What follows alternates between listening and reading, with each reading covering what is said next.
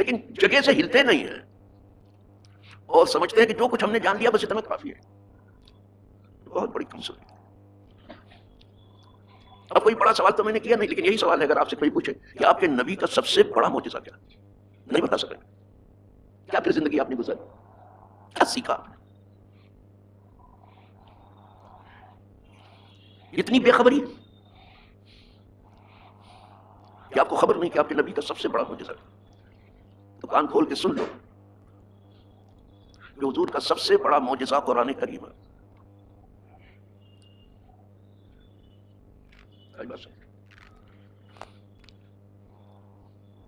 سب سے بڑا معجزہ حضور کا قرآن کریم، جس نے 40 سال تک کچھ پڑھا ہی نہیں، کہیں پڑھنے کے لیے حضور گئے ہی نہیں. پھر اس نے وہ کتاب پیش کی کہ آج تک پوری دنیا اس جیسی ایک آیت لانے سے قاصر ہے. ایک آیت.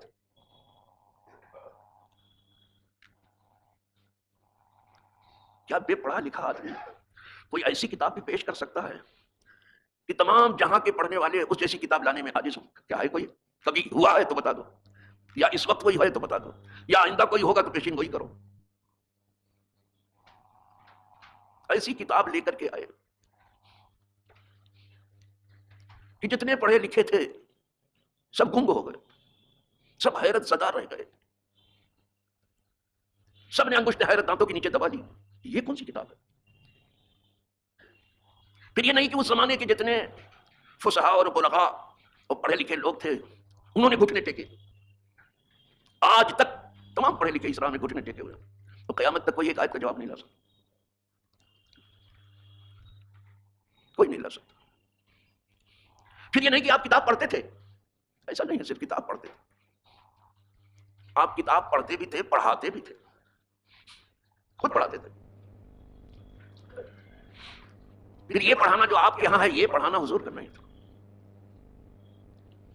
جس آیت میں جو بھی گہرائی اور گہرائی ہے اسے بھی بیان کرتے تھے، اس کے معنی مفاہیم بھی آپ بھی بیان کرتے تھے. وہ کتاب پڑھاتے تھے اور اس کے معنی اور مطالب بھی آپ ہی بیان فرماتے تھے.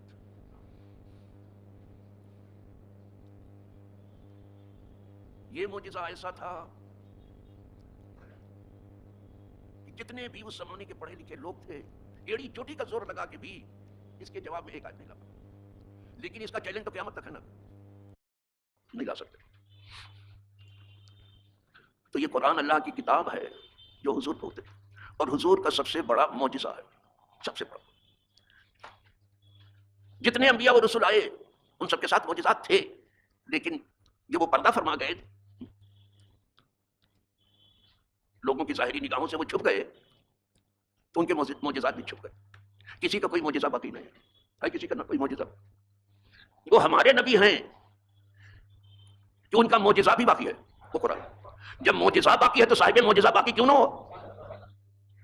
یہ کوئی ایسی بات نہیں ہے کہ حلق کے نیچے نہ اترے. معجزہ تو موجود ہے حضور کا سب سے بڑا، تو صاحب معجزہ کیوں نہ ہو؟ اس کا مطلب یہ ہے کہ حضور کے بعد کوئی نبی نہیں، حضور خود ہی موجود ہے. حضور جاتے تو کوئی آتا، حضور گئے ہی نہیں تو کوئی کیوں آئے گا؟ اب تک جتنے انبیاء و رسول تھے سب آنے کے لیے آئے تھے اور جانے کے لیے آئے تھے، لیکن ہمارا نبی آنے کے لیے آیا، جانے کے لیے نہیں آیا. تو آخر تک وہی نبی رہیں گے.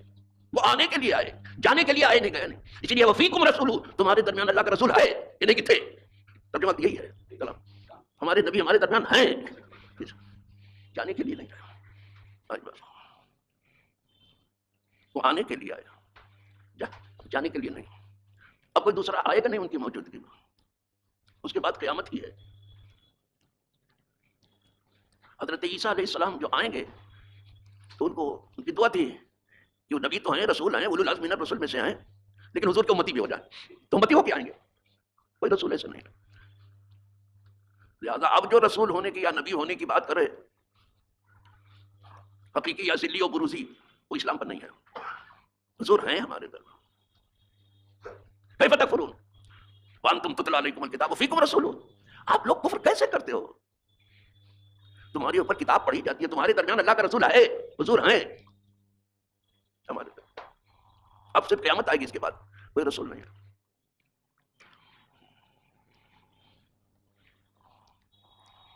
تو حضور کا معجزہ ہے، یہ قصور ہے کہ ان کا معجزہ ہے. جب معجزہ ہے تو صاحب معجزہ کیوں نہ ہو؟ صاحب معجزہ کیوں نہ ہو؟ یہ کتاب سب سے بڑا معجزہ ہے. جب آپ نے یہ کتاب لوگوں کے سامنے پیش کی تو لوگ اس کی فصاحت و بلاغت پر سر دھننے لگے. کتنا فصیح و بلیغ کلام، اتنا جامع و معنی کلام، اتنا بااثر کلام، اتنا مؤثر کلام یہ پیش کر رہے ہیں. لیکن کریں تو کیا کریں؟ پیش تو حضور نے کر دیا. جیسے یہاں میں نے پڑھا الف لام میم، تو الف کس پڑھے لکھے کو نہیں معلوم ہے، لام کس پڑھے لکھے کو نہیں معلوم ہے، میم کس پڑھے لکھے کو معلوم نہیں ہے. یہ حروف تہجی تو سب کو معلوم ہے، شروع ہی میں پڑھایا جاتا ہے.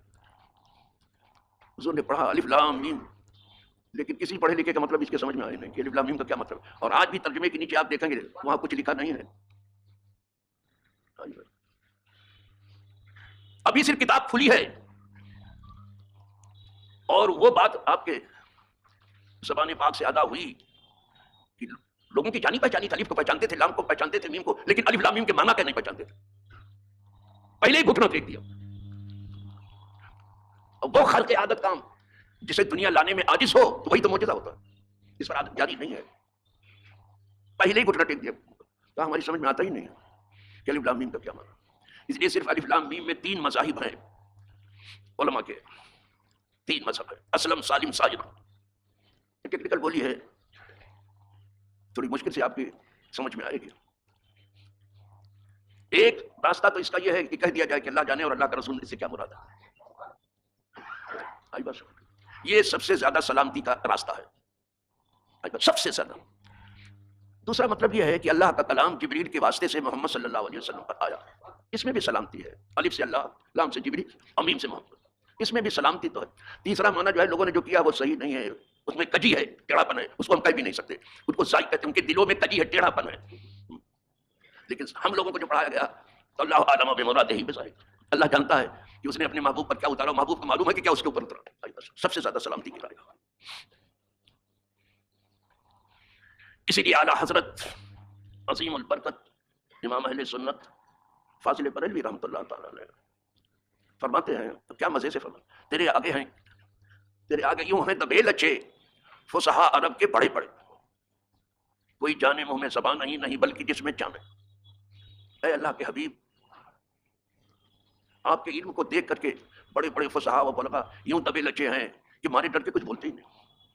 ایسا لگتا ہے کہ یہ بے زبان لوگ ہیں. جب نہیں بولے گا تو یہی سمجھا جائے گا کہ ان کو زبان آتی نہیں ہے. لگتا ہے کہ یہ بے زبان لوگ.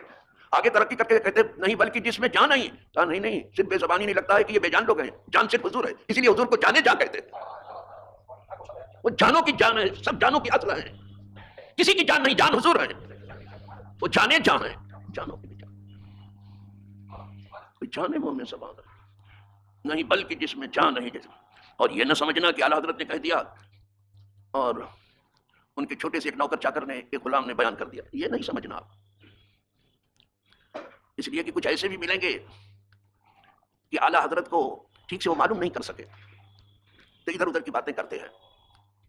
تو چلو ہم صحابہ سے پوچھ لیتے ہیں کہ آپ کا کیا خیال ہے. صحابہ سے پوچھ لیتے ہیں کہ آپ کا کیا خیال ہے. آپ لوگ حضور کے مجمع علم میں کس طرح سے ہوتے تھے؟ کہا ہماری بات پوچھتے ہو، کان نما علی رؤوسنا الطیر. ہماری بات آپ پوچھتے ہو. حضور کے مجمع میں ایسے ہوتے تھے جیسے ہمارے سروں پہ پرندے بیٹھے. پرندہ کب بیٹھتا ہے؟ جب سمجھے کہ مردہ ہے. مردہ ہی کے پرندہ کے اوپر نہیں بیٹھتا. ایسا وہ مجمع صامت اور ساکت ہوتا تھا، لگتا تھا بے جان ہے. تب اعلیٰ حضرت نے بے جان کہا. سب بے جان تھے، حضور سب کی جان تھے.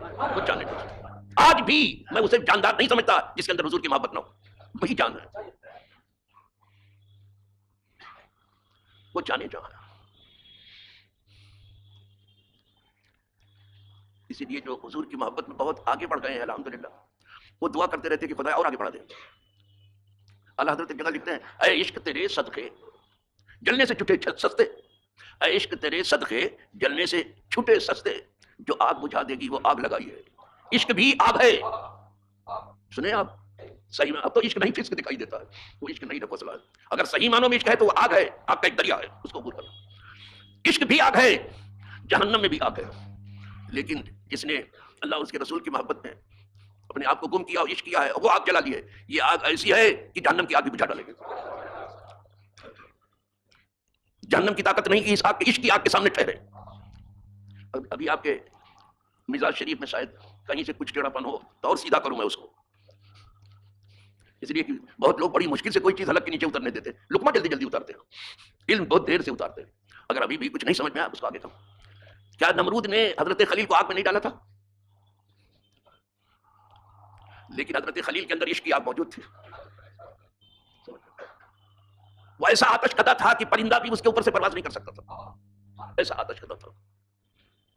حضرت خلیل کو اس میں ڈالنا بڑا مشکل ہو رہا تھا، گوفن کے ذریعے سے ڈالا گیا، منجنیق کے ذریعے سے. لیکن آپ مسکراتے ہوئے چلے گئے کہ ٹھیک ہے دیکھیں گے. اور جیسے ہی آپ پہنچے وہ آگ بجھ گئی. ادھر عشق کی آگ تھی، ادھر دنیا کی آگ تھی. سمجھ رہے آئی بات سمجھ؟ آپ کو آرڈر آ گیا قدرت کا کہ دیکھو اب میرا چاہنے والا آ رہا جس کے اندر میری محبت کی آگ جل رہی، ٹھنڈی ہو جا. پھر وہ اتنی ٹھنڈی ہوئی کہ اگر قدرت اسے سلامت نہ فرماتا تو ٹھنڈک آپ کو تکلیف پہنچا دیتی. پھر یہ نہیں کہ وہ آگ ٹھنڈی ہوئی، دنیا کی جتنی آگیں تھی سب ٹھنڈی ہو گئی. دنیا کو کیا لینا دینا تھا اس سے؟ لیکن سب نے سمجھا کہ شاید مجھے کو حکم ہو رہا ہے. یا نار فرمایا اللہ نے، یا نار کونی بردا، اے آگ ٹھنڈی ہو جا. تو یہ نہیں کہا تھا کہ وہ آگ جو میرے خلیل پر جلائی گئی ہے وہ ٹھنڈی ہو جانے، صرف نار کہا. تو جتنی آگیں تھیں سب ٹھنڈی ہو گئی. معلوم ہوگا کہ ایک اللہ والا پورے جہنم کو ٹھنڈا کر دے گا. آپ کیا سمجھتے ہو؟ اسے سستا سمجھتے ہو کہ اللہ والوں کو مذاق ہے؟ وہ جتنی آگیں تھی دنیا کی سب ٹھنڈی ہو گئی کہ شاید مجھے کو حکم ہو رہا ہے، سب ٹھنڈی ہو گئی. اور وہ آگ تو اتنی ٹھنڈی ہوئی جس میں حضرت کھڑتے ہو کہ اگر سلامتی کی بات نہ آتی تو آپ کو ٹھنڈا. حضرت خلیل سے پوچھو کہ اس دنیا میں سب سے زیادہ آرام کب آپ کو ملا؟ یہ حضرت خلیل سے پوچھو.